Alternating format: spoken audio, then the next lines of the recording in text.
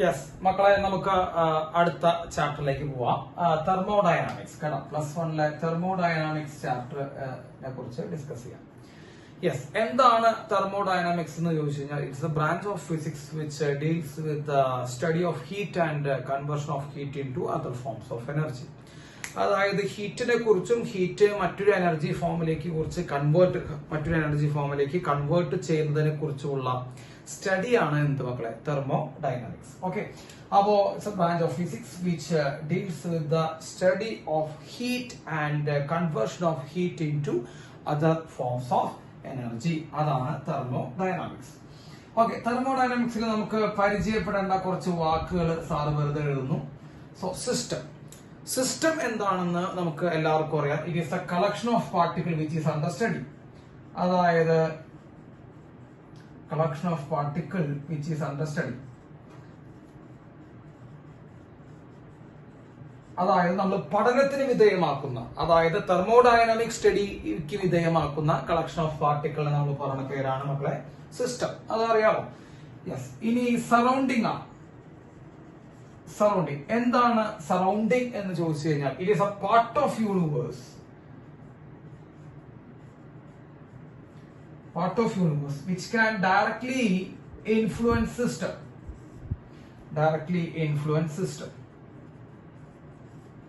മക്കളെ, സിസ്റ്റത്തിനെ സ്വാധീനിക്കാൻ കഴിയുന്ന, സിസ്റ്റം എന്ന് പറയുമ്പോൾ കളക്ഷൻ ഓഫ് പാർട്ടിക്കിളാണ്. നമ്മൾ സ്റ്റഡി ചെയ്യുന്ന കളക്ഷൻ ഓഫ് പാർട്ടിക്കിളാണ് നമ്മൾ സിസ്റ്റം എന്ന് വിളിക്കണേ. സിസ്റ്റത്തിനെ സ്വാധീനിക്കാൻ കഴിയുന്ന, അല്ലെങ്കിൽ സിസ്റ്റത്തിന് മാറ്റങ്ങൾ വരുത്താൻ സാധിക്കുന്ന, സിസ്റ്റത്തിന്റെ പ്രോപ്പർട്ടികളെ മാറ്റം വരുത്താൻ സാധിക്കുന്ന മറ്റു ആൾക്കാരെ, സിസ്റ്റത്തിനെ സ്വാധീനിക്കാൻ കഴിയുന്ന മറ്റു ആൾക്കാരെ നമ്മൾ പറയുന്ന പേരാണ് മക്കളെ എന്ത്, സറൗണ്ടിങ്. ഈ സിസ്റ്റത്തിനെയും സറൗണ്ടിങ്സിനെ ഒരുമിച്ച് ചേർത്ത് പറയുന്ന പേര് യൂണിവേഴ്സ്. അതൊന്നും സാറിവിടെ എഴുതുന്നില്ല കേട്ടോ. ഇനി നമുക്ക് വേണ്ടത് തെർമോഡൈനാമിക് വേരിയബിൾ ആണ്. തെർമോഡൈനാമിക് വേരിയബിൾ മക്കളെ, വേരിയബിൾ എന്ന് പറഞ്ഞാൽ ചേഞ്ച് ചെയ്യുന്നത്. അപ്പൊ തെർമോഡൈനാമിക് വേരിയബിൾ എന്ന് പറയുമ്പോൾ തെർമോഡൈനാമിക് പ്രോസസ് നടക്കുന്ന സമയത്ത് സിസ്റ്റത്തിന്റെ എന്തൊക്കെയാണോ ചേഞ്ച് ചെയ്യുന്നത് അതിനൊക്കെ നമുക്ക് എന്ത് വിളിക്കാം, തെർമോഡൈനാമിക് വേരിയബിൾസ് വിളിക്കാം. So these are the variables which change during the thermodynamic process. Thermodynamic process നടക്കുമ്പോൾ ഒരു സിസ്റ്റത്തിന്റെ എന്തെങ്കിലുമൊക്കെ മാറുന്നുണ്ടെങ്കിൽ ആ എന്തെങ്കിലുമൊക്കെ മാറുന്ന ക്വാണ്ടിറ്റികളെ നമ്മൾ എന്ത് വിളിക്കാം മക്കളെ, തെർമോഡൈനാമിക് വേരിയബിൾ എന്ന് വിളിക്കാം. എക്സാമ്പിൾ ആയിട്ട് നമ്മൾ സാധാരണ പ്രഷർ, വോള്യം, ടെമ്പറേച്ചർ, ഇതൊക്കെയാണ് സാധാരണ നമ്മൾ എടുക്കാം. അപ്പൊ ഒരു സിസ്റ്റത്തിന്റെ തെർമോഡൈനാമിക് പ്രോസസ് നടക്കുന്ന സമയത്ത് അതിന്റെ പ്രഷർ മാറാം, ടെമ്പറേച്ചർ മാറാം, വോള്യം മാറാം, എൻട്രോപ്പി, എൻതാൽപി, അങ്ങനെ കുറെ കാര്യങ്ങളുണ്ടല്ലോ. അപ്പൊ ഇന്റേണൽ എനർജി, യെസ്, അതൊക്കെയാണ്. അതിനൊക്കെ നമുക്ക് എന്ന് വിളിക്കാം മക്കളെ, തെർമോഡൈനാമിക് വേരിയബിൾ എന്ന് വിളിക്കാം. അപ്പൊ വേരി ചെയ്യുന്നവരൊക്കെ തെർമോഡൈനാമിക് വേരിയബിൾ ആണ്. ക്ലിയർ ആണല്ലോ? യെസ്. അടുത്ത് ഇൻഡിക്കേറ്റർ ഡയഗ്രാം. ഇൻഡിക്കേറ്റർ ഡയഗ്രാം കുറച്ച് ടേംസ് ഒന്ന് പഠിച്ചു വെക്കണം മക്കളെ. ഇൻഡിക്കേറ്റർ ഡയഗ്രാം എന്ന് പറഞ്ഞാൽ it is A graph between thermodynamic variable. Graph between thermodynamic variable, അതായത് തെർമോഡൈനാമിക് വേരിയബിൾ തമ്മിൽ നമ്മൾ കണക്ട് ചെയ്ത് വരയ്ക്കുന്ന ഗ്രാഫിനെയാണ് നമ്മൾ വിളിക്കുക ഇൻഡിക്കേറ്റർ ഡയഗ്രാം. ഇപ്പൊ പ്രഷറും വോളിയം ഒരു തെർമോഡൈനാമിക് വേരിയബിൾ ആണ്. പ്രഷറും വോളിയം നമ്മൾ കണക്ട് ചെയ്ത് ഒരു ഗ്രാഫ് വരച്ചു കഴിഞ്ഞാൽ അതൊരു indicator diagram. P V graph ഒരു indicator diagram, P T graph ഒരു indicator diagram, V T graph indicator diagram. Yes. അപ്പൊ ഇൻഡിക്കേറ്റർ ഡയഗ്രാം എന്ന് പറയുമ്പോൾ തെർമോഡൈനാമിക് വേരിയബിൾ തമ്മിൽ കണക്ട് ചെയ്ത് വരയ്ക്കുന്ന ഗ്രാഫിനെ നമ്മൾ വിളിക്കുക മക്കളെ ഇൻഡിക്കേറ്റർ ഡയഗ്രാം എന്ന് വിളിക്കുക. നെക്സ്റ്റ് അടുത്ത് പറയാനുള്ളത് ഇക്വേഷൻ ഓഫ് സ്റ്റേറ്റ്.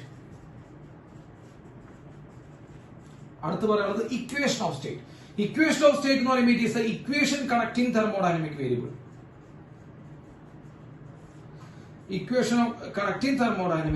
മക്കളെ, തെർമോഡൈനാമിക് വേരിയബിൾ ആരാ? പ്രഷർ, വോളിയം, ടെമ്പറേച്ചർ പോലുള്ളവര്. അവരെ നമ്മൾ കണക്ട് ചെയ്ത് വരയ്ക്കുന്ന അല്ലെങ്കിൽ കണക്ട് ചെയ്ത് എഴുതുന്ന ഇക്വേഷനെ നമ്മൾ എന്ത് വിളിക്കാം മക്കളെ, ഇക്വേഷൻ ഓഫ് സ്റ്റേറ്റ് എന്ന് വിളിക്കാം. കേട്ടാ, ഇപ്പൊ തെർമോഡൈനാമിക് വേരിയബിളെ കണക്ട് ചെയ്ത് എഴുതുന്ന ഇക്വേഷൻ ആണ് മക്കളെ equation of state. Indicator diagram ഭാഗത്തുള്ള ഗ്രാഫ്. ക്ലിയർ ആയില്ലേ? യെസ്. ഇത്രയും കാര്യങ്ങളാണ് നമുക്കൊരു ഇൻട്രൊഡക്ഷൻ എന്നുള്ള രീതിയിൽ ഓരോ ടേംസിനെയും പരിചയപ്പെടാന്നുള്ള രീതിയിൽ നമ്മൾ പഠിച്ചു വെക്കേണ്ടത്. നോട്ട് ചെയ്തോളൂ മക്കളെ. യെസ്. നമുക്ക് ഇനി അടുത്തതായിട്ട് അറിയേണ്ട കാര്യം, നമ്മൾ പഠിക്കാൻ പോണ കാര്യം കുറച്ച് ഇക്വിലിബ്രിയത്തിനെ കുറിച്ചാണ് മക്കളെ. തെർമൽ ഇക്വിലിബ്രിയം, അതായത് എപ്പോഴാണ് തെർമൽ ഇക്വിലിബ്രിയം അറ്റൈൻ ചെയ്യുന്നത് പറയാം. മക്കളെ ടെമ്പറേച്ചർ മാറ്റമില്ലാതെ നിൽക്കുന്നു, അല്ലെങ്കിൽ രണ്ട് സിസ്റ്റങ്ങളുടെ ടെമ്പറേച്ചറുകൾ ഈക്വൽ ആണെങ്കിൽ നമുക്ക് ആ രണ്ട് സിസ്റ്റങ്ങളും തെർമൽ ഇക്വിലിബ്രിയത്തിലാണെന്ന് പറയാം കേട്ടോ. അപ്പൊ എപ്പോഴാണ് നമ്മൾ രണ്ട് സിസ്റ്റങ്ങളും തെർമൽ ഇക്വിലിബ്രിയത്തിലാണെന്ന് പറയാം? അതായത് അവരുടെ ടെമ്പറേച്ചറുകൾ എന്തില്ല, മാറ്റമില്ല, സെയിം ആയിട്ട് ടെമ്പറേച്ചർ നിലനിൽക്കുകയാണെങ്കിൽ നമുക്ക് എന്ത് പറയാം മക്കളെ, അവർ തെർമൽ ഇക്വിലിബ്രിയത്തിലാണെന്ന് പറയാം. സോ തെർമൽ ഇക്വിലിബ്രിയം എന്ന് പറയുമ്പോൾ ടെമ്പറേച്ചർ കോൺസ്റ്റന്റ് ആണ്, സെയിം ആണ്. അതിനെ നമ്മൾ എന്ത് വിളിക്കുക, തെർമൽ ഇക്വിലിബ്രിയം എന്ന് വിളിക്കുക. ഇനി എപ്പോഴാണ് ഒരു സിസ്റ്റം തെർമോഡൈനാമിക് ഇക്വിലിബ്രിയത്തിലാന്ന് പറയാം? ഒരു സിസ്റ്റം തെർമോഡൈനാമിക് ഇക്വിലിബ്രിയത്തിലാന്ന് പറഞ്ഞെങ്കിൽ കുറച്ചും കൂടി എന്തുണ്ട്, കടമകളുണ്ട്. ഫസ്റ്റ് കാര്യം, അവർ തെർമൽ ഇക്വിലിബ്രിയം അറ്റൈൻ ചെയ്യണം. അപ്പൊ തെർമോഡൈനാമിക് ഇക്വിലിബ്രിയത്തിലാണ് ഒരു സിസ്റ്റം എന്ന് പറഞ്ഞെങ്കിൽ first of all thermal equilibrium attain ചെയ്യണം, അതായത് ടെമ്പറേച്ചർ മാറ്റം വരാൻ പാടില്ല. രണ്ട്, മെക്കാനിക്കൽ ഇക്വിലിബ്രിയം അറ്റൈൻ ചെയ്യണം. മെക്കാനിക്കൽ ഇക്വിലിബ്രിയം നമുക്കറിയാം, അതായത് നെറ്റ് ഫോഴ്സും നെറ്റ് ടോർക്കും എന്താവണം മക്കളെ, സീറോ ആക്കണം. മെക്കാനിക്കൽ ഇക്വിലിബ്രിയം അറ്റൈൻ ചെയ്യണം. മൂന്ന്, കെമിക്കൽ ഇക്വിലിബ്രിയം അറ്റൈൻ ചെയ്യണം. അതായത് കെമിക്കലി ഒരാളുടെ കോൺസെൻട്രേഷൻ നമുക്കറിയാലോ, rate of forward reaction, rate of backward reaction ഈക്വലാണ്. അതായത് പ്രൊഡക്റ്റിന്റെയോ റിയാക്ടൻസിന്റെയോ കോൺസെൻട്രേഷൻ എന്ത് വരാൻ പാടില്ല, മാറ്റം വരാൻ പാടില്ല. അതാണ് കെമിക്കൽ ഇക്വിലിബ്രിയം. അപ്പൊ ഈ മൂന്ന് ഇക്വിലിബ്രിയങ്ങളും സാറ്റിസ്ഫൈ ചെയ്താൽ മാത്രമേ ഒരു സിസ്റ്റം എന്തിനാന്ന് പറയാൻ പറ്റുള്ളൂ, തെർമോഡൈനാമിക് ഇക്വിലിബ്രിയത്തിലാണെന്ന് പറയാൻ പറ്റുള്ളൂ. തെർമൽ ഇക്വിലിബ്രിയത്തിലാണെന്ന് പറഞ്ഞെങ്കിൽ വെറുതെ എന്ത് ചെയ്താൽ മതി മക്കളെ, ടെമ്പറേച്ചറുകൾ എന്തായി നിന്നാൽ മതി, സെയിം ആയി നിന്നാൽ മതി കേട്ടോ. യെസ്. അപ്പോ ഈ തെർമലും മെക്കാനിക്കലും ഈ കെമിക്കലും ഇക്വിലിബ്രിയം അറ്റൈൻ ചെയ്താലാണ് ഒരു സിസ്റ്റം നമുക്ക് എന്തിൽ അറ്റൈൻ ചെയ്തെന്ന് പറയാൻ പറ്റുള്ളൂ, തെർമോഡൈനാമിക് ഇക്വിലിബ്രിയത്തിൽ അറ്റൈൻ ചെയ്തെന്ന് പറയാൻ പറ്റുള്ളൂ. ഇനി ഇത് വളരെ സിമ്പിൾ ആയിട്ട് നമുക്ക് പറയാനുള്ള ഒരു ലോ ആണ് zeroth law ഓഫ് തെർമോഡൈനാമിക്സ്. എല്ലാവർക്കും അറിയാവുന്ന ഒരു നിയമമാണ് zeroth law. എന്താണ് മക്കളെ zeroth law? zeroth law നമ്മൾ ഈ മാത്സിൽ പണ്ട് പഠിച്ചിട്ടുള്ള സാധനം. മാത്സിൽ നമ്മളൊരു സാധനം പഠിച്ചിട്ടുണ്ടായിരുന്നു, എ ഈക്വൽ ടു ബി ആണെന്ന് വിചാരിക്കുക, അതുപോലെ ബി ഈക്വൽ ടു സി ആണെങ്കിൽ സ്വാഭാവികമായിട്ടും എ ഈക്വൽ ടു എന്ത് വരും മക്കളെ, സി വരും. അതേ സാധനം തന്നെയാണ് സിസ്റ്റം എയും സിസ്റ്റം ബിയും തെർമൽ ഇക്വിലിബ്രിയത്തിലാണ്. അതായത് ഞാൻ എഴുതുന്നു കേട്ടോ, നമ്മുടെ system A and B are in thermal equilibrium. Thermal ഇക്വിലിബ്രിയത്തിലാണ് ആര്, സിസ്റ്റം എയും ബിയും, ബിയും സിയും, and B and C also in thermal equilibrium. അപ്പൊ നിങ്ങൾ നോക്കി, എയും ബിയും തെർമൽ ഇക്വിലിബ്രിയത്തിലാണ്, ബിയും സിയും തെർമൽ ഇക്വിലിബ്രിയത്തിലാണ് എങ്കിൽ then A and C are also in thermal equilibrium. അത് വളരെ സിമ്പിൾ ആണ് കേട്ടോ, തെർമൽ ഇക്വിലിബ്രിയം. ഇതാണ് ഏത് ലോ മക്കളെ, zeroth law. അപ്പൊ എയും ബിയും തെർമൽ ഇക്വിലിബ്രിയത്തിലാണ്, ബിയും സിയും എന്ന് പറഞ്ഞ സിസ്റ്റം തെർമൽ ഇക്വിലിബ്രിയത്തിലാണെങ്കിൽ നമുക്ക് എന്ത് പറയാം മക്കളെ, എയും സിയും തെർമൽ ഇക്വിലിബ്രിയത്തിലാണെന്ന് പറയാം. അതാണ് zeroth law. zeroth law gives an idea about the temperature of the system. മക്കളെ ടെമ്പറേച്ചർ ഓഫ് ദ സിസ്റ്റത്തിനെ കുറിച്ച് ഐഡിയ തരുന്നു zeroth law കേട്ടോ. യെസ്. അപ്പൊ ഇത്രയും കാര്യങ്ങൾ മനസ്സിലാക്കുക, zeroth law ഓഫ് തെർമോഡൈനാമിക്സ്. എയും ബിയും തെർമൽ ഇക്വിലിബ്രിയത്തിലാണ്, ബിയും സിയും തെർമൽ ഇക്വിലിബ്രിയത്തിലാണെങ്കിൽ നമുക്ക് എന്ത് പറയാം, എയും സിയും എന്തിനാണെന്ന് പറയാം, തെർമൽ ഇക്വിലിബ്രിയത്തിലാണ് പറയാം. Yes, that is zeroth law and it gives the idea about temperature കേട്ടോ. മക്കളെ നോട്ട് ചെയ്ത് വെച്ചോളൂ. യെസ്, നോട്ട് ചെയ്തില്ല.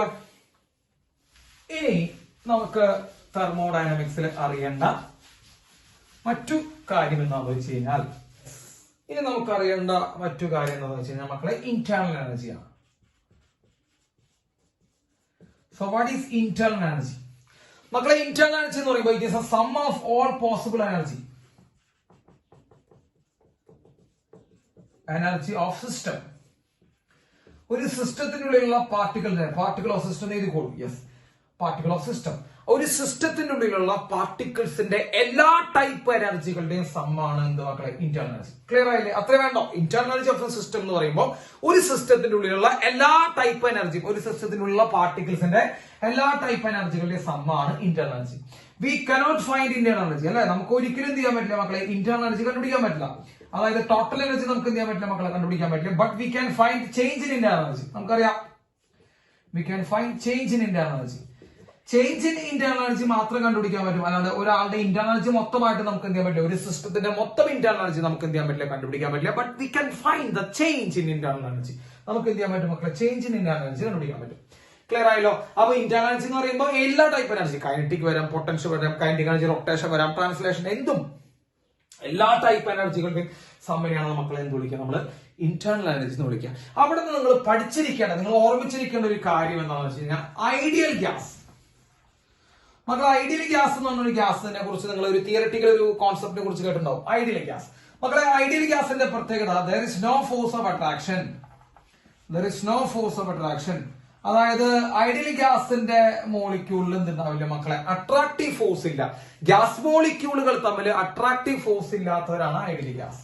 അത് കാരണം കൊണ്ട് തന്നെ there is no potential energy. ശ്രദ്ധിച്ചോട്ടെ മക്കളെ, there is no potential energy. So ideal ഗ്യാസിന് ഏത് എനർജി ഇല്ല? പൊട്ടൻഷ്യൽ എനർജി ഇല്ല.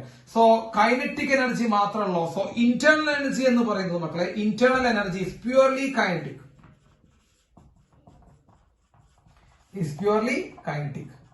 അപ്പൊ ഐഡിയൽ ഗ്യാസിനെ സംബന്ധിച്ച് നിങ്ങൾ നോക്കിയേ, ഐഡിയൽ ഗ്യാസിന്റെ ഇന്റേണൽ എനർജി പ്യുവർലി കൈനറ്റിക് ആണ്. ശ്രദ്ധിച്ചോ മക്കളെ, ഐഡിയൽ ഗ്യാസിന്റെ ഇന്റേണൽ എനർജി പ്യുവർലി കൈനറ്റിക് എനർജിയാണ്.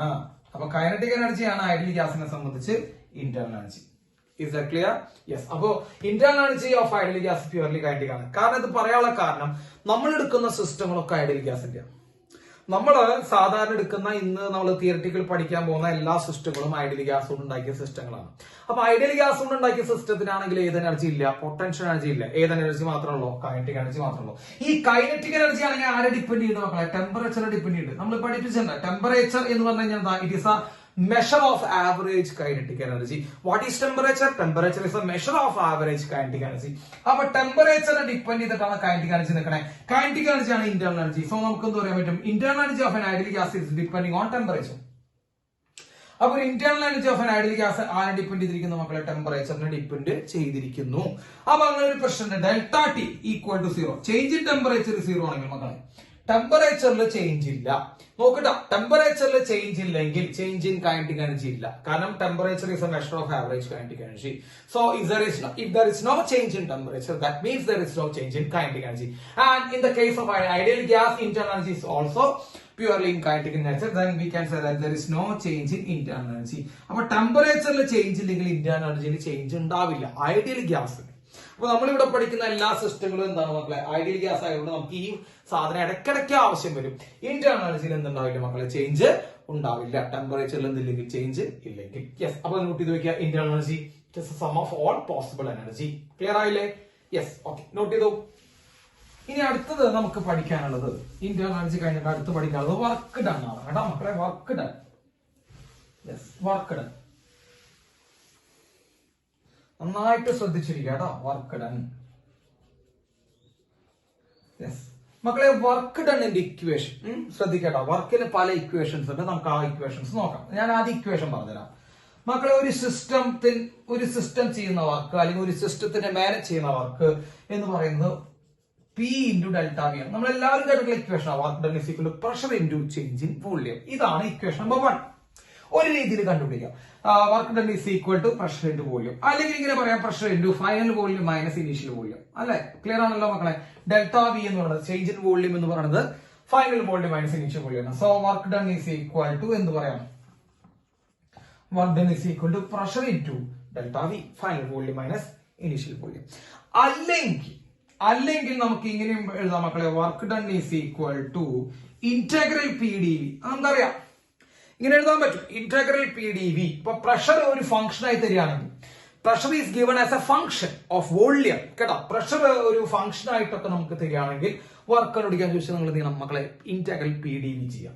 Integral P D V initial volume V I മുതൽ വി എഫ് വരെ. സോ വർക്ക് നമുക്ക് ഇന്റഗ്രേറ്റ് ചെയ്ത് കണ്ടുപിടിക്കാൻ പറ്റും. എപ്പോഴാണ് യൂസ് ചെയ്യുക? പ്രഷർ ഒരു ഫംഗ്ഷൻ ആയിട്ടൊക്കെ തരികയാണെങ്കിൽ pressure is a function of volume ആയിട്ട് തന്നിട്ട് നമ്മളോട് വർക്ക് കണ്ടുപിടിക്കാൻ പറഞ്ഞു കഴിഞ്ഞാൽ ഇന്റഗ്രൽ പി ഡി വി. അല്ലെങ്കിൽ പി വി ഗ്രാഫിനടിയിലുള്ള ഏരിയ മക്കളെ, പി വി ഗ്രാഫിനടിയിലുള്ള area under P V graph കണ്ടോ? അടുത്ത area under P V graph.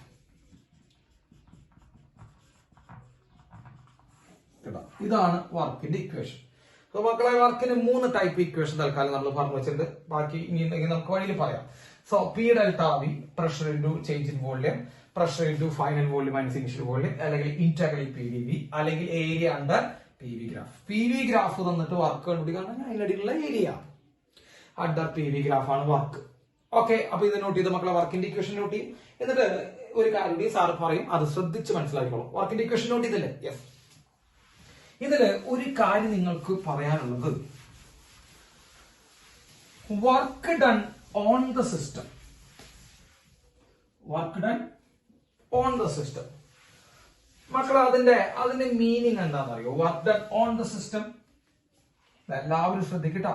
Work done on the system.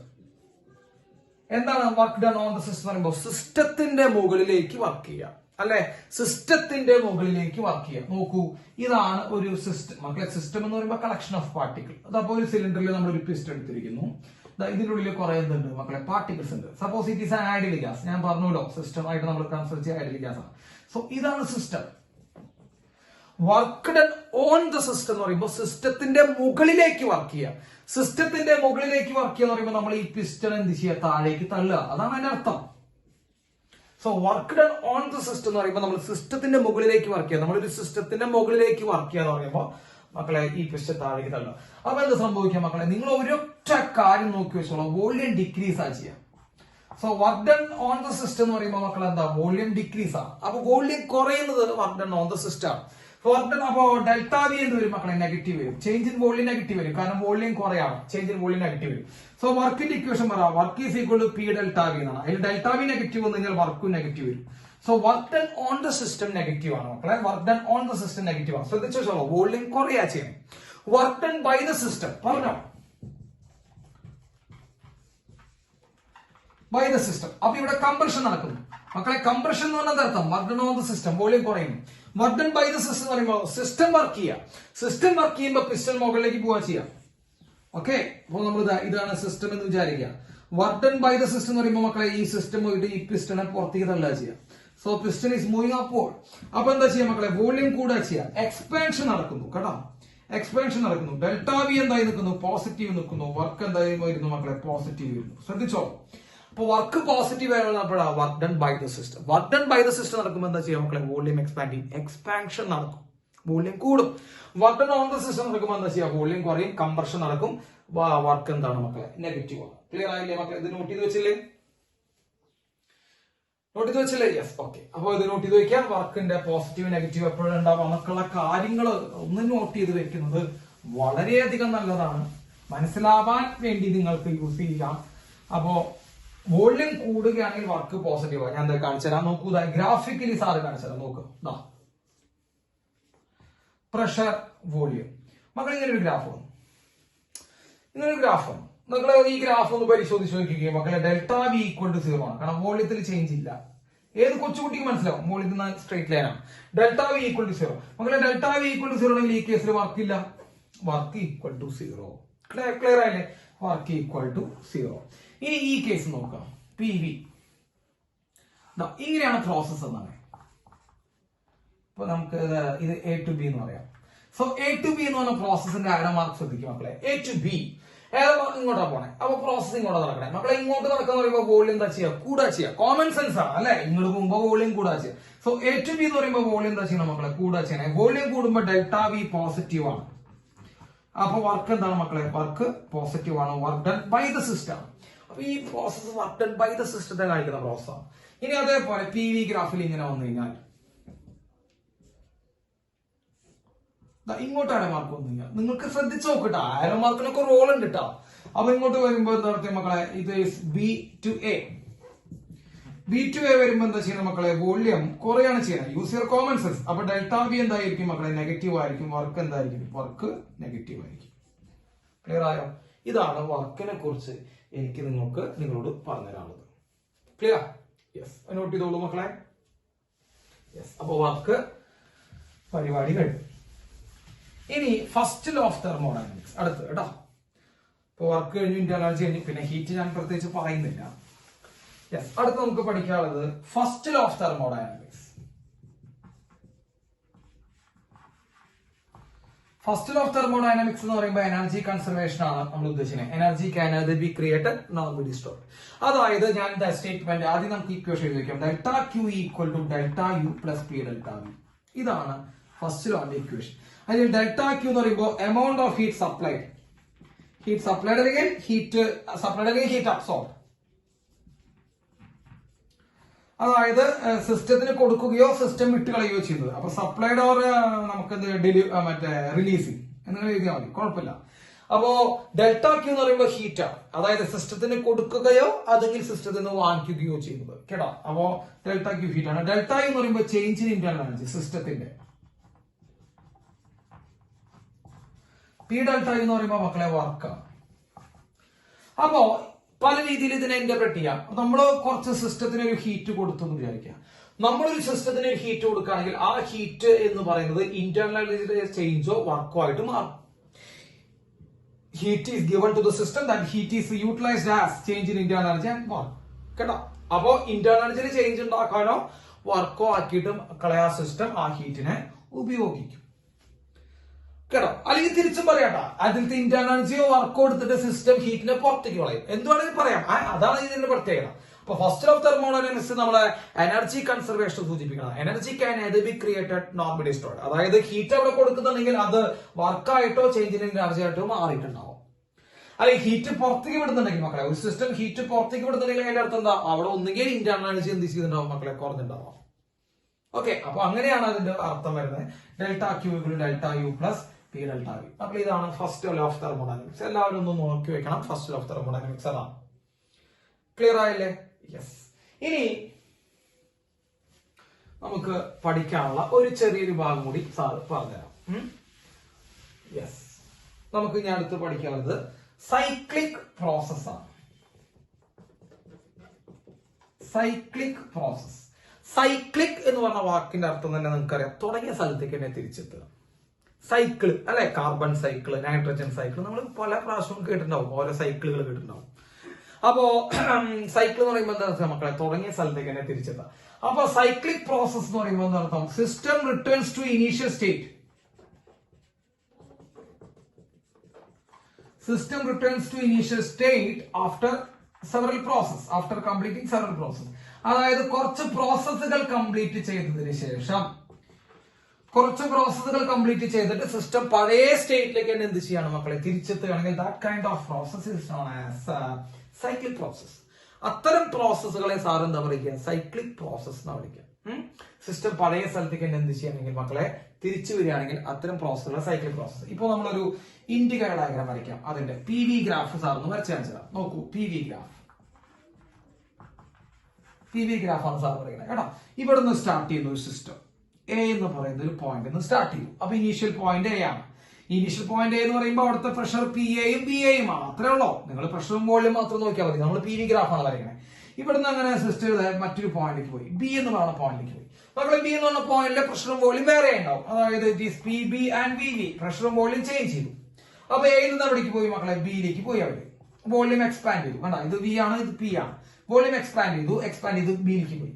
അവിടുന്ന് കഴിഞ്ഞ് കുറച്ച് സംഭവിച്ചു, വേറെ പ്രോസസ്സ്, വേറെ വഴി എന്ത് സംഭവിച്ചു, അത് തിരിച്ചായിരിക്കും എത്തി. കണ്ടോ, വേറെ പാത്തിലൂടെ വന്നത്. ഇപ്പൊ എ ടു ബി പോകുന്ന വഴിയിൽ കൂടെ അല്ല പോയത്, തിരിച്ചു വന്നത് ബിയിൽ നിന്ന് എയിലേക്ക് തിരിച്ചു വന്നത് വേറെ പാത്തിൽ കൂടെയാണ്. പക്ഷെ എന്തായാലും അത് എയിലേക്ക് തന്നെ തിരിച്ചെത്തി. അപ്പോ ഈ എക്സ് എന്ന് വിചാരിക്കും, ഇത് വൈ എന്ന് വിചാരിക്കാം. അപ്പൊ എ എക്സ് ബി എന്ന് പറഞ്ഞ പാത്തിലൂടെ എയിൽ നിന്ന് ബിയിലേക്ക് പോയി, ബി വൈ എ എന്ന് പറഞ്ഞ പാത്തിലൂടെ അത് തിരിച്ചെവിടേക്കേണ്ട വന്നു മക്കളെ, എ എന്ന് പറഞ്ഞ പോയിന്റിലേക്ക് തന്നെ വന്നു.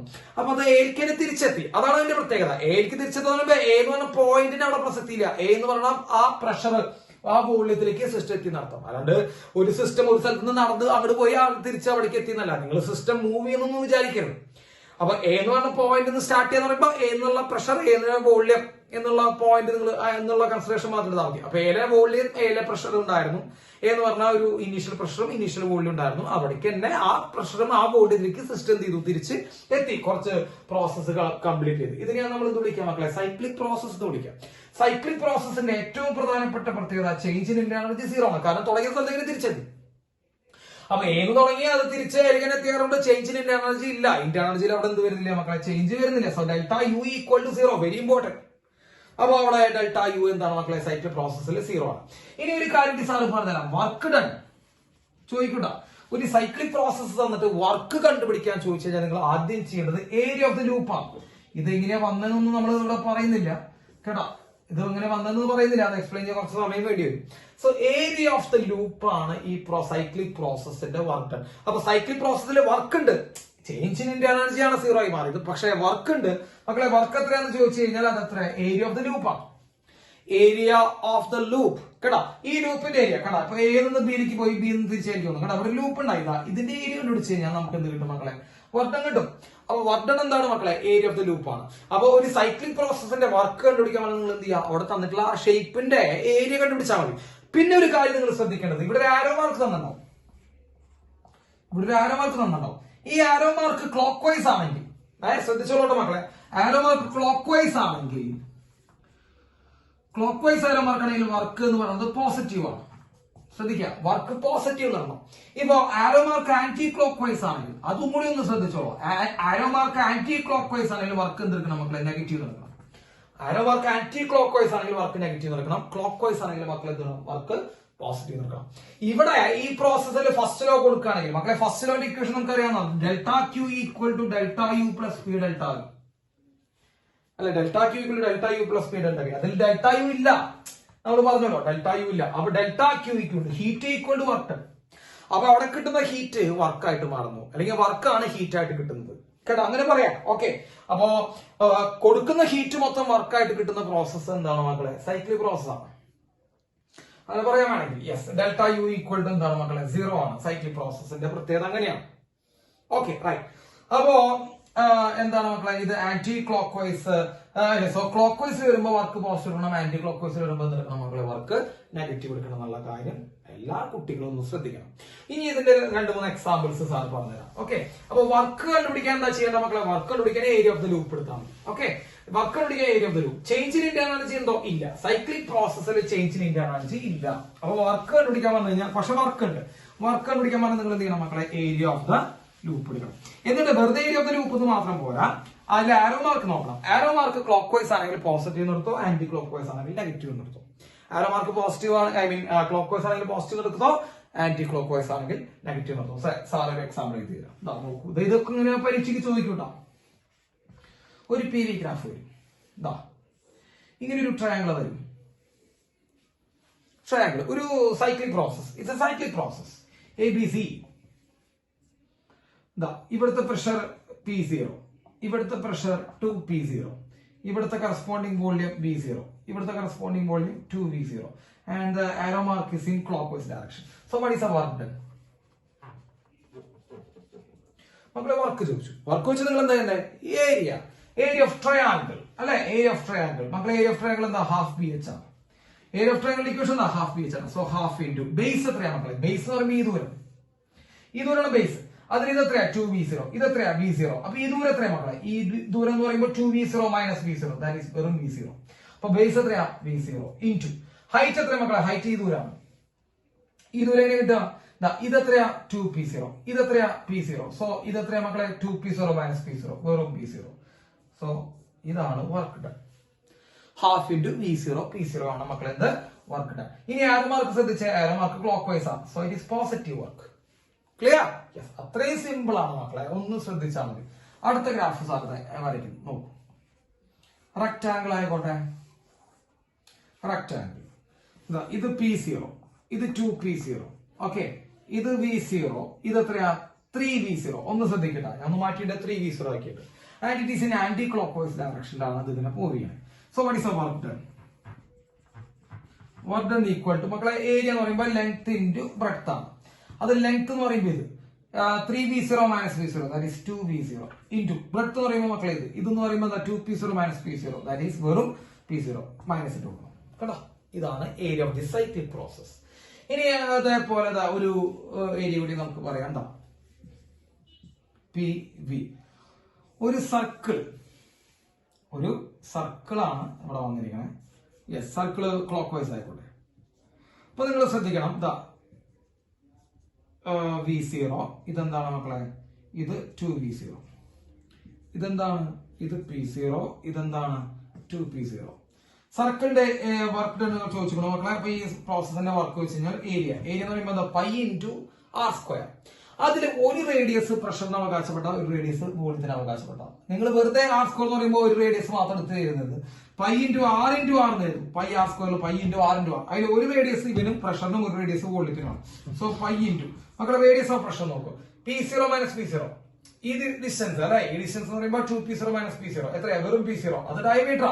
അതിന്റെ റേഡിയസ് എന്ന് പറയുമ്പോൾ എന്താ മക്കളെ p0/2 ഇൻറ്റു ഇതാ ഇതും നമ്മളുടെ ദൂരം എത്രയാ ഇവിടെയും ഇവിടെ നമ്മളുടെ ദൂരം അത് നമുക്ക് കിട്ടും 2v0 മൈനസ് v0 വെറും v0 ആണ് ഈ ദൂരം അത് ഡയമീറ്ററാ അതിന്റെ റേഡിയസ് എന്ന് പറയുമ്പോൾ എന്താ മക്കളെ v0/2 ഇതാണ് അവിടുത്തെ വർക്ക് കേട്ടോ. ഒരു റേഡിയസ് പ്രഷറിനും അവകാശപ്പെട്ടതാ, ഒരു റേഡിയസ് വോള്യത്തിനും അവകാശപ്പെട്ടതാ. ഇനി ക്ലോക്ക് വൈസ് ആയതുകൊണ്ട് അത് പ്ലസ് ആണ്. ക്ലിയർ ആയില്ലേ? അപ്പൊ ഇങ്ങനെയാണ് സൈക്ലിക് പ്രോസസ്സുകളുടെ വർക്ക് കണ്ടുപിടിക്കുക. Area of the loop clock vice ആണെങ്കിൽ പ്ലസ്, ആന്റി ക്ലോക്ക് വൈസ് ആണെങ്കിൽ നെഗറ്റീവ്. ക്ലിയർ ആയല്ലോ മക്കളെ? ഇനി നമുക്ക് അടുത്ത സെക്ഷനിൽ നമുക്ക് തെർമോഡൈനാമിക് പ്രോസസ്സിലേക്ക് കടക്കാം. ഓക്കെ, അപ്പൊ ഇതൊക്കെ ഒന്ന് നന്നായി നോട്ട് ചെയ്താൽ ഇതേപോലത്തെ ക്വസ്റ്റ്യൻസ് ചെയ്ത് നോക്കുക. റൈറ്റ്.